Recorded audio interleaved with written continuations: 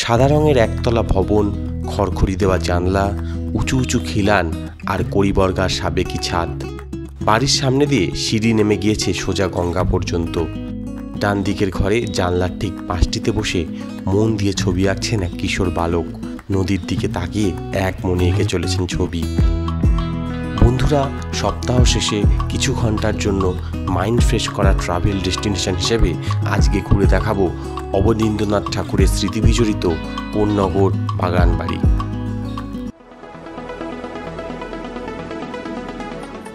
কোন্নগর বাগানবাড়ি আসতে হলে আপনাকে হাওড়া থেকে ব্যান্ডেলগামী যে কোনো ট্রেনে উঠে নেমে পড়তে হবে কোন্নগর স্টেশন, আর সেখান থেকে টোটো ধরে চলে আসতে পারেন কোন্নগর, অথবা সোদপুর পানিহাটি ফেরিঘাটে ফেরি ক্রস করলেই কিন্তু আপনারা বিপরীত দিকেই পেয়ে যাবেন এই Konnagar. Abanindranath Thakur, a man of arts. Rabindranath ঠাকুরের এই ভাগ্নের সম্বন্ধে যে কথাই বলা হয় না কেন, সেই কথাই তুচ্ছ। কোন্নগরের এই অবনীন্দ্রনাথ ঠাকুরের স্মৃতিবিজড়িত বাগানবাড়ির প্রত্যেকটা ইট অবনীন্দ্রনাথ ঠাকুরের ছোটবেলার সাক্ষী। এখানে বসেই তার প্রথম চিত্রশিল্পের শুরু। 1944 সালে অবনীন্দ্রনাথ ঠাকুর রচিত জোড়াসাঁকোর ধারে গ্রন্থে উল্লেখিত আছে তিনি এই বাগানবাড়িতে বসেই প্রথম কুঁড়েঘর আঁকতে শেখেন। এমনকি রবীন্দ্রনাথ ঠাকুরের জীবন স্মৃতিতেও এই বাড়ির উল্লেখ পাওয়া যায়। 2017 সালে হেরিটেজ তকমা পায় এই অবনীন্দ্রনাথ ঠাকুরের বাগানবাড়ি। মাথাপিছু 10 টাকা করে টিকিটের বিনিময়ে এই বাড়িটির মধ্যে আপনি খুঁজে পাবেন শান্তিনিকেতনের পরিবেশ। 1870 সালে রবীন্দ্রনাথ ঠাকুরের ভাই গুণেন্দ্রনাথ ঠাকুর এই বাগানবাড়ি নির্মাণ করেন। পিতার উত্তরাধিকার সূত্রেই পরবর্তীকালে অবনীন্দ্রনাথ ঠাকুরের এই বাড়ির মালিক হন। অবনীন্দ্রনাথ ঠাকুরের চিঠিপত্র ও স্মৃতিকথা থেকে জানা যায় তার পিতা গুণেন্দ্রনাথ ঠাকুর এই বাড়ি নির্মাণের উদ্দেশ্যে সেই সময় প্রচুর অর্থ ব্যয় করেছিলেন।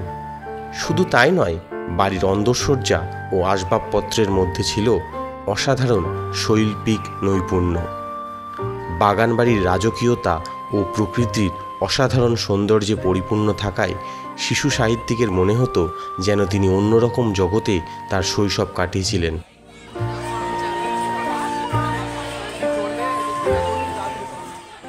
সোম থেকে রবি প্রতিদিন দর্শনার্থীদের জন্য খোলা থাকে এই বাড়ির দরজা। সকাল 10টা থেকে বিকেল 5টা পর্যন্ত আপনি এই বাড়িতে ঢুকতে পারেন। এই বাড়ির ভেতর ঢুকলে মনে হবে শান্তিনিকেতনের মতো পরিবেশ। আম, জাম, কাঁঠাল, লিচু, বেল সহ নানা রকম বাহারি ফল ও ফুলের ভরপুর আমেজ রয়েছে এই বাড়িতে। ছায়া সুশীতল এই বাগানবাড়িটি পরিবার পরিজনদের নিয়ে একবেলার ভ্রমণের জন্য একটি আদর্শ জায়গা হতে পারে।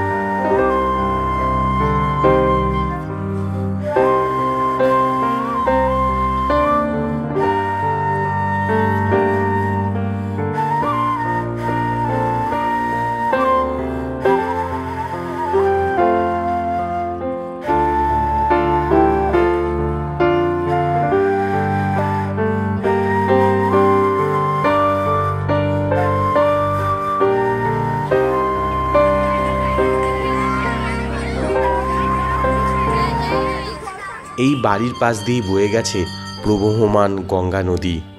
তার অনন্ত সৌন্দর্য দর্শন করতে করতে গোটা একটা বেলা কখন যে আপনি আপনার প্রিয়জনদের সাথে কাটিয়ে ফেলবেন আপনারা কিন্তু তা কল্পনাও করতে পারবেন না।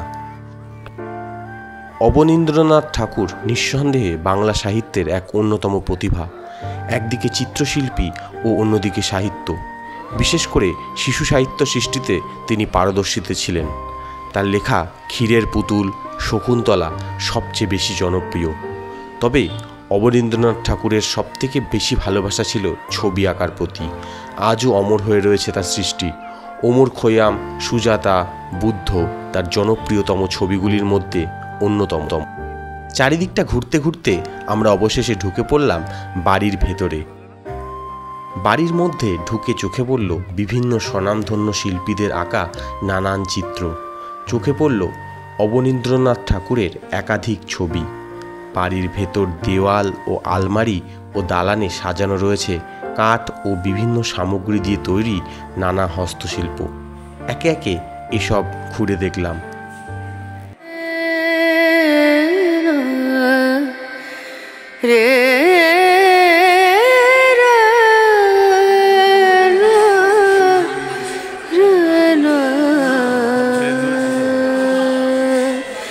नजरिया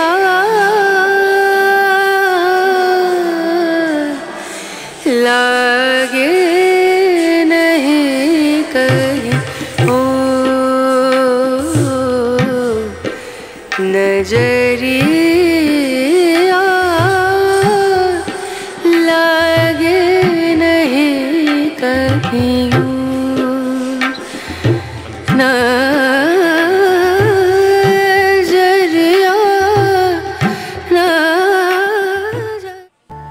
বাড়ির পেছনে রয়েছে নানা গাছের বাগান। পাশেই রয়েছে হুগলি নদীর ঘাট। যদিও নিরাপত্তাজনিত কারণে সেই ঘাটের গেট বন্ধ রয়েছে। বাগান বাড়ির একদম শেষ প্রান্তে এক কোণে রয়েছে পীরের সমাধিস্থল। পাশেই রয়েছে একটি কৃত্রিম জলাশয়। জানা যায় এটি ছিল স্নানাগার। এখানেই সাঁতার শিখেছিলেন ছোট্ট অবনীন্দ্রনাথ ঠাকুর। ভিডিওটি কেমন হয়েছে তা লিখে জানাবেন আমাদের কমেন্ট বক্সে। ভিডিওটি ভালো লাগলে অবশ্যই একটা লাইক ও কমেন্ট করে যাবেন। আর এখনও আমাদের সাথে জয়েন না হলে অবশ্যই আমাদের চ্যানেলটি সাবস্ক্রাইব করবেন। ধন্যবাদ বন্ধুরা, দেখা হবে পরের ভিডিওতে।